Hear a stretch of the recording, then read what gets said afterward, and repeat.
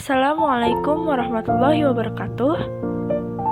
Nama saya Nurita Dwi Rahmawati, NPM 181063105087 dari kelas 6A, ingin mempresentasikan hasil jawaban tugas individu ketiga.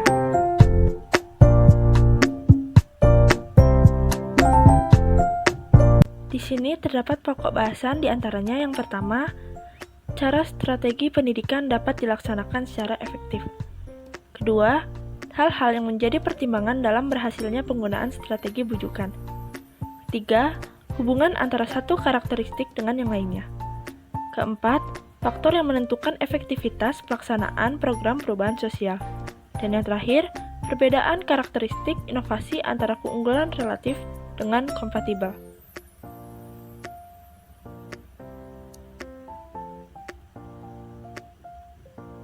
Pertama, cara strategi pendidikan dapat dilaksanakan secara efektif. Agar penggunaan strategi pendidikan dapat berlangsung secara efektif, perlu mempertimbangkan hal-hal sebagai berikut. Yang pertama, strategi pendidikan akan dapat digunakan secara tepat dalam kondisi dan situasi, di antaranya apabila perubahan sosial yang diinginkan tidak harus terjadi dalam waktu yang singkat. Apabila sasaran perubahan klien belum memiliki keterampilan atau pengetahuan tertentu yang diperlukan untuk melaksanakan program perubahan sosial. Apabila menurut perkiraan akan terjadi penolakan yang kuat oleh klien terhadap perubahan yang diharapkan. Apabila dikehendaki perubahan yang sifatnya mendasar dari pola tingkah laku yang sudah ada ke tingkah laku yang baru. Apabila alasan atau latar belakang perlunya perubahan telah diketahui dan dimengerti atas dasar sudut pandang klien sendiri, serta diperlukan adanya kontrol dari klien.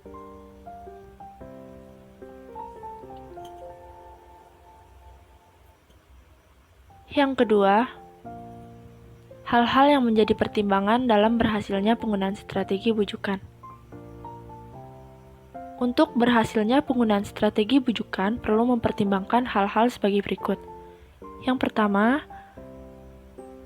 strategi bujukan tepat digunakan jika klien tidak berpartisipasi dalam perubahan sosial, berada pada tahap evaluasi dalam proses pengambilan keputusan untuk menolak perubahan sosial.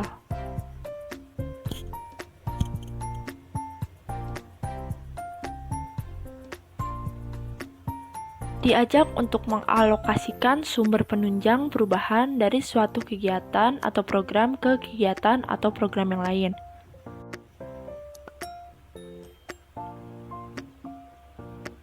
Kedua, strategi bujukan tepat digunakan bila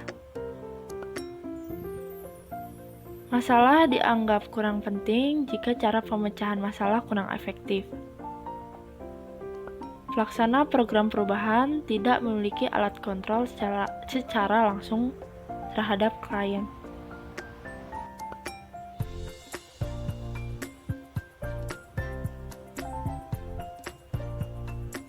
Sebenarnya perubahan sosial sangat bermanfaat, tetapi mengandung suatu risiko yang dapat menimbulkan perpecahan.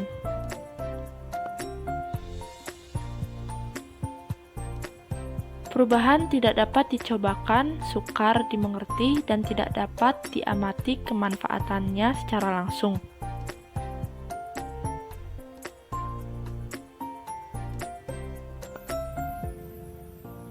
Dimanfaatkan untuk melawan penolakan terhadap perubahan pada saat awal diperkenalkannya perubahan sosial yang diharapkan.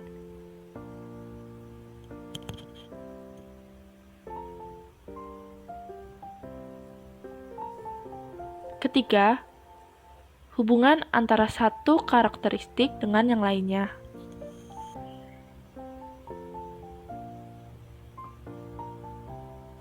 Para pendidik dapat menganalisa inovasi pendidikan yang sedang disebarluaskan sehingga dapat memanfaatkan hasil analisisnya untuk membantu mempercepat proses penerimaan inovasi.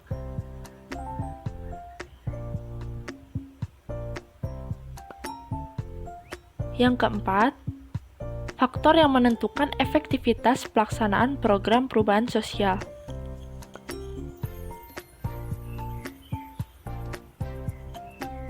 Salah satu faktor yang ikut menentukan efektivitas pelaksanaan program perubahan sosial ialah ketepatan penggunaan strategi. Namun, memilih strategi yang tepat bukan pekerjaan yang mudah.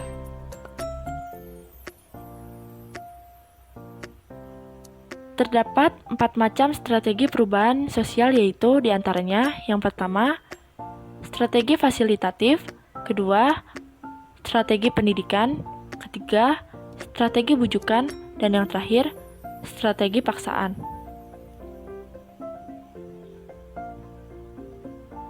Kelima, perbedaan karakteristik inovasi antara keunggulan relatif dengan kompatibel.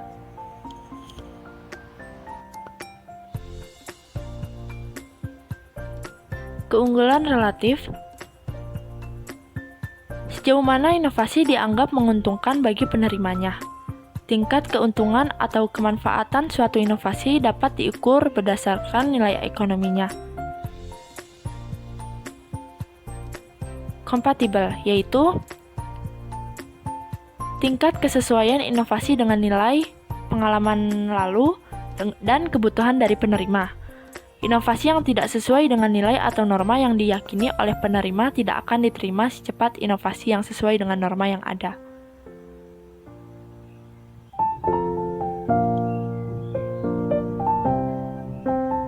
Terima kasih, itulah pemaparan hasil jawaban tugas individu ketiga. Mohon maaf apabila ada kesalahan kata. Wassalamualaikum warahmatullahi wabarakatuh.